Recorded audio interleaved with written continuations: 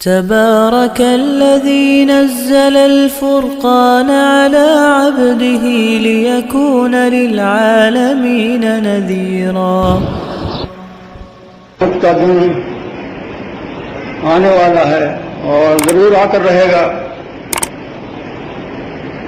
سب کو اس دن اپنے اعمال کی جواب دہی کرنی ہوگی، اعمال کے متعلق بات پرس ہوگی، اور اس کے بعد جو فیصلہ ہوگا وہ جنت کا یا دوزخ کا۔ بہرحال جب دوزخ کے فیصلے کا ذکر اس وقت آ رہا ہے سورہ قاف میں کہ القیا فی جہنم کل کفار عنید، یہ دو فرشتے جو اس کے ساتھ ہوں گے، ایک ہانکنے والا اور ایک گواہ، ان دونوں کو حکم ہوگا کہ ہر کفر کرنے والے، ناشکری کرنے والے اور عناد رکھنے والے، حق کو پہچان کر مخالفت کرنے والے، ان لوگوں کو جہنم میں ڈال دو۔ القیا فی جہنم کل کفار عنید، اور جہنم آپ جانتے ہیں کیا چیز ہے، وما ادراک ما ہی نار حامیہ، اور تمہیں معلوم ہے وہ کیا چیز ہے، وہ حاویہ جس میں ڈالا جائے گا، وہ دہتی ہوئی آگ ہے۔ دہتی ہوئی آگ میں ڈالا جانا، اور وہ آگ بھی اس آگ سے بہت زیادہ تیز ہو، 70 گنا تیز، تو آپ سمجھیے کہ کیا کیفیت ہوگی انسان کی، کس طرح سے اس پر صبر آئے گا اور کس طرح اس کو برداشت کر سکیں۔ یہ چیزیں صرف سننے کے لیے نہیں ہیں، بلکہ یہ عبرت کے لیے ہیں۔ ہمیں سوچنا چاہیے کہ یہ اگر کیفیت پیدا ہو جائے ہمارے ساتھ، اللہ کرے کہ ایسا نہ ہو، تو ہم کیا کریں گے، اور اس کے لیے کیا تدارک ہم کر رہے ہیں، کیا ایسے اعمال ہم کر رہے ہیں جس کہ اس دوزخ سے بچا جا سکے۔ بڑی کٹھن منزل ہے اور بہت برا ٹھکانہ ہے، سات مسیرہ بہت برا ٹھکانہ ہے۔ اس سے بچنے کی فکر ابھی کرنی چاہیے۔ اللہ تعالیٰ فرماتا ہے نا، یا ایھا الذین آمنوا قوا انفسکم واہلیکم نارا، اے ایمان والوں اپنے آپ کو بھی بچاؤ دوزخ کی آگ سے اور اپنے اہل و عیال کو بھی بچاؤ، دونوں کو بچانے کا حکم ہے۔ اللہ تعالیٰ نہیں چاہتا ہے کوئی شخص بھی دوزخ میں جائے، تو بڑا رحیم و کریم ہے، اور یہ انبیاء علیہ السلام کا سلسلہ اسی رحم و کرم کا ایک مظاہرہ ہے کہ آپ کو معلوم ہو جائے کہ کس طریقے سے اس دوزخ سے بچا جا سکتا ہے، اس سے بچنے کی آپ کوشش کریں۔ بار بار انبیاء علیہ السلام کو بھیج کر اللہ تعالیٰ نے یہی چاہا کہ آپ کو صحیح راستے پر لگا دے اور آپ اس دوزخ سے بچ جائیں، لیکن بہرحال جو لوگ بدبخت ہوتے ہیں وہ رہ جاتے ہیں اسی حال میں، اور جو نیک بخت ہوتے ہیں وہ ایمان قبول کر لیتے ہیں اور صحیح بات مان لیا کرتے ہیں۔ اولاد کو بھی دوزخ سے بچانا ہے، صرف اپنے کو بچانا مقصود نہیں ہے، اولاد کو بھی بچانا ہے۔ بہت سے لوگ صرف یہ سمجھتے ہیں کہ ہم نماز پڑھ لیتے ہیں، روزہ رکھ لیتے ہیں اور اپنے ذوق باطن میں اس سے بھی زیادہ کچھ کر لیتے ہیں، تہجد گزار ہیں، تسبیح خواں ہیں، سب کچھ ہے، لیکن وہ یہ بھول جاتے ہیں کہ صرف اتنی ہی چیز ہمارے لیے کارآمد نہیں ہے۔ تسبیح خواں تو مراد میرے گا یہ ہے کہ آپ انگلیوں پڑھیں، اس پہ نہیں پڑھتے ہیں۔ اولاد کو بھول جاتے ہیں، حالانکہ ان کی اپنی ذمہ داری ہے کہ اولاد کو بھی صحیح راستے پر لگائیں، جس طرح سے کہ وہ اپنے آپ کو یہ صحیح راستے پر لگاتے ہیں، اولاد کو بھی لگائیں۔ اور کم سے کم جب تک وہ نابالغ ہیں اس وقت تک ان کا فرض ہے کہ وہ صحیح راستے پر لگائیں، ان کی تعلیم و تربیت اس طرح سے کریں کہ وہ بڑے ہونے کے بعد دیندار بن جائیں۔ اب بالغ ہونے کے بعد اگر وہ نہیں مانتے اور نہیں کرتے تو وہ خود ذمہ دار ہوں گے، مگر نابالغ ہونے کی حالت میں تو آپ ماں باپ ذمہ دار ہیں۔ اولاد کا بھی حق ہے، جس طرح ماں باپ کا حق ہے اولاد کا بھی حق ہے، تو سب سے بڑا حق اولاد کا یہ ہے کہ ان کو صحیح راستے پہ اور لگا دیں۔ تو ہے صحیح مسلم حدیث، اس اللہ کے رسول صلی اللہ علیہ وسلم فرماتے ہیں ان لولدک علیک حق، تمہاری اولاد کا بھی تم پر حق ہے۔ تو پہلے آپ کو یہی ہے کہ آپ صحیح راستے پر لگا دیں، صحیح تعلیم دیں، صحیح تربیت دیں، تاکہ وہ بڑے ہونے کے بعد صحیح معنی میں مسلم بن سکیں۔ اور بھی بہت سے حقوق ہیں۔ بات یہ بھی اولاد کے سلسلے میں یاد رکھیے آپ، فاتقوا اللہ واعدلوا بین اولادکم، صحیح بخاری کی حدیث کہ اللہ کے رسول صلی اللہ علیہ وسلم فرماتے ہیں اللہ سے ڈرو اور اولاد کے درمیان انصاف کیا کرو۔ ایسا نہیں ہو سکتا کہ آپ کسی کے ساتھ میں کوئی اچھا سلوک کریں اور دوسرے بیٹے کے ساتھ میں برا سلوک کریں. اگر ایک کو آپ نے تحفہ دیا ہے دوسرے کو بھی دینا پڑے گا, تیسرے کو دینا پڑے گا, سب کو دینا پڑے گا. ہاں, سب کے ساتھ آپ کا حسن سلوک برابر ہو, کسی کے ساتھ کوئی امتیاز نہ ہو. اسی کے سلسلے میں آپ فرما رہے ہیں اتقوا اللہ, اللہ سے ڈرو, وعدلوا بین اولادکم, اور اپنے اولاد کے درمیان انصاف کیا. تو انصاف کرنا اور صحیح راستہ پر لگانا ایک دو. اب یہ اولاد کے جو فرائض آپ لوگ سنتے ہی رہتے ہیں, اور شاید وہ فرائض سنتے سنتے ماں باپ جو ہیں وہ بڑے فخر میں اپنے گھمنڈ میں آ جاتے ہیں اور یہ سمجھتے ہیں کہ ساری حکومت ہماری ہے, سب کچھ ہمارے حقوق ہیں, اولاد کا تو کچھ حق ہے ہی نہیں. حالانکہ اولاد کے بھی حق ہیں ان کو. اب یہ سمجھ کر کے قرآن مجید اور احادیث میں اولاد کے سلسلے میں بڑی سخت تنبیہ کی ہے کہ اس ماں باپ کے ساتھ میں ان کا سلوک جو ہے بڑا اچھا ہونا چاہیے, بڑا نرم ہونا چاہیے, باادب طریقے سے اطاعت کرتے رہیں, ان کو رنگ نہ پہنچائیں, ان کے سامنے اف بھی نہ کریں. یہ ساری باتیں قرآن مجید میں موجود. تو وہ کچھ اس گھمنڈ میں آ جاتے ہیں کہ بس ہمارے بڑے فرائض ہیں ان کے اوپر, ہمارے بڑے اختیارات ہیں, ہمارے بڑے حقوق ہیں, اور وہ اپنے حقوق کو بھول جاتے ہیں.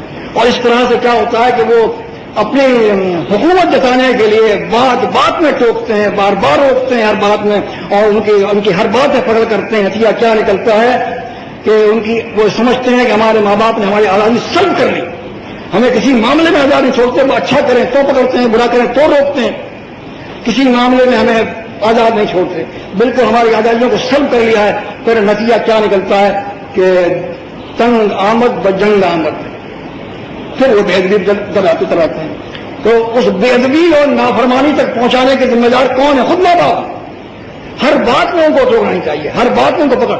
جو خاص باتیں ہوں جن میں آپ دیکھتے ہیں کہ واقعی اللہ تعالیٰ کی نافرمانی ہو رہی ہے, وہاں تو آپ پکڑیں, لیکن جہاں اللہ تعالیٰ کی نافرمانی نہ ہو رہی ہو وہاں بھی آپ ان کو اس طرح سے روکیں کہ ان کو بالکل آزادی نہ چھوڑیں, اور ان کی خواہشات کو آپ ایک قسم کی گڑی بنا دیں, تو یہ وہ کب تک برداشت کریں گے؟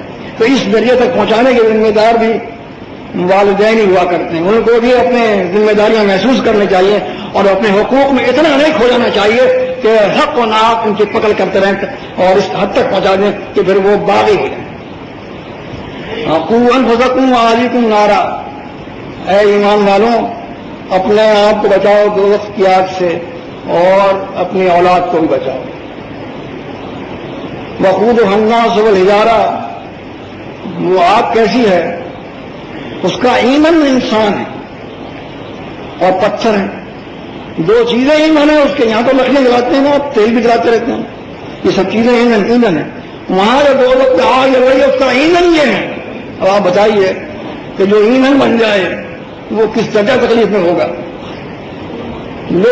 علیہا ملائکۃ غلاظ شداد لا یعصون اللہ ما امرہم ویفعلون ما یؤمرون.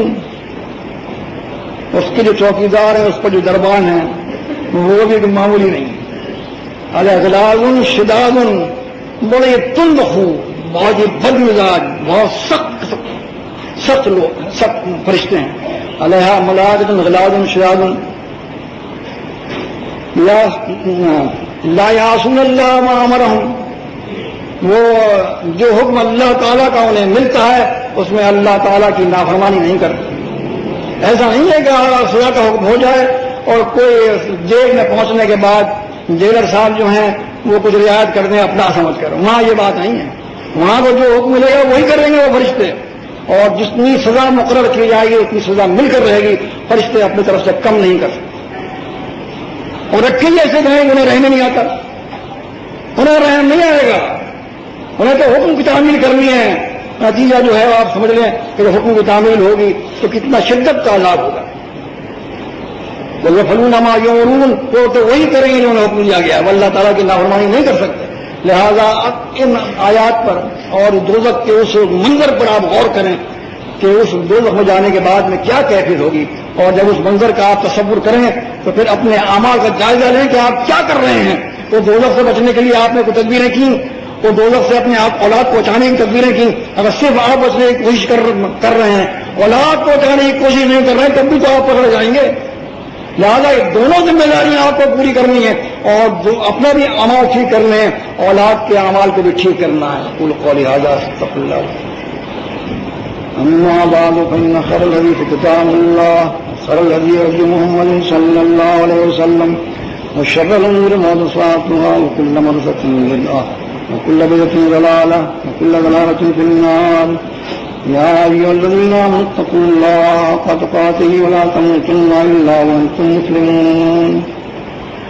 یہ خطبے کے جو الفاظ پڑھے جاتے ہیں مسنون الفاظ، ان الحمد للہ نحمده ونستعینه ونستغفره ونؤمن به ونتوکل علیہ ونعوذ باللہ من شرور انفسنا ومن سیئات اعمالنا. ان الفاظ پہ غور کریں آپ.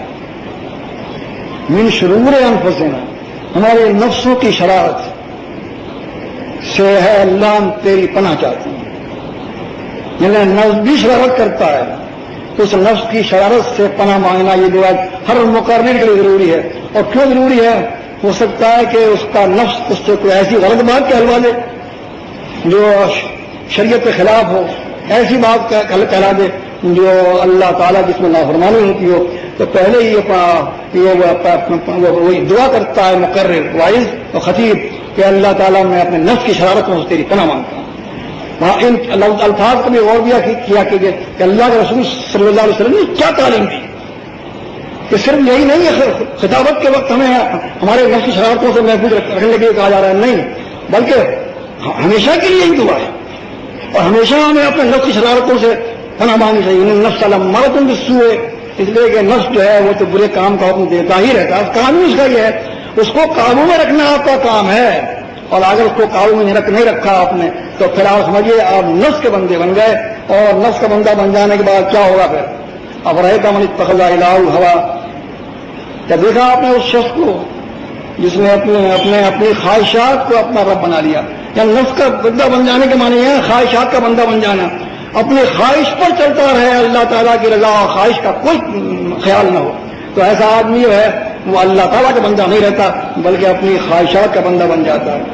سب بندی کے سلسلے میں اگر بتا رہا ہوں کہ اب تک آپ صراط المسلمین کا خلاصہ سن رہے ہیں، اور سنانا مجھے اس لیے پڑھ رہا ہے، کتاب تو تیار ہے آپ پڑھتے رہیں، لیکن مشکل ساری ہے کہ پڑھتا بہت کوئی کمی بہت کم پڑھتے ہیں. کچھ لوگ پڑھوانا جانتے ہیں، پڑھتے نہیں ہیں، اور کچھ لوگ پڑھتے بھی نہیں ہیں اور پڑھواتے بھی نہیں. بھائی لاپرواہی اچھی نہیں ہے. خود بھی پڑھو، دوسروں کو بھی پڑھاؤ. قرآن مجید کے لیے آیا نا، صحیح بخاری میں حدیث ہے خیرکم من تعلم القرآن وعلمہ. سب سے بہتر وہ ہے جو قرآن مجید کو سیکھے اور پھر دوسروں کو سکھائے. یہی نہیں ہے کہ خود ہی سیکھے. اور وہ صحیح بخاری حدیث لیبلغ الشاہد الغائب کہ جو موجود ہیں ان کو چاہیے غائب کو پہنچا دیں. اس کا مطلب یہ ہے کہ خود بھی حاصل کرنا ہے اور حاصل کر کے دوسروں تک پہنچانا ہے. اور اگر یہ کام نہیں، جذبہ ہی نہیں ہے تو کیا اسلام ہے پھر؟ تو اس کا مطلب یہ نا حق کو ہم نے حق سمجھا ہی نہیں، دل کی گہرائیوں سے ہم نے حق کو نہیں مانا ہے بلکہ ہم نے اوپری دل سے کہہ دیا کہ اسلام جو ہے ہم اسلام قبول کرتے ہیں. بہرحال میں سلسلے واری صراط المسلمین آپ کو سنا رہا ہوں تاکہ وہ مسئلے اس میں لکھے ہوئے ہیں آپ کے سمجھ میں آ جائیں. ایسا نہ ہو کہ آپ تاریخ کی طرح اسے پڑھ ڈالیں اور سمجھ میں کچھ نہیں آیا ہو. سب بندی کے سلسلے میں سب امام جب آتا ہوا دکھائے گے مصلی کی طرف تو اس وقت آپ کو صفیں بنانی چاہیے. اقامت پہلے ہوگی،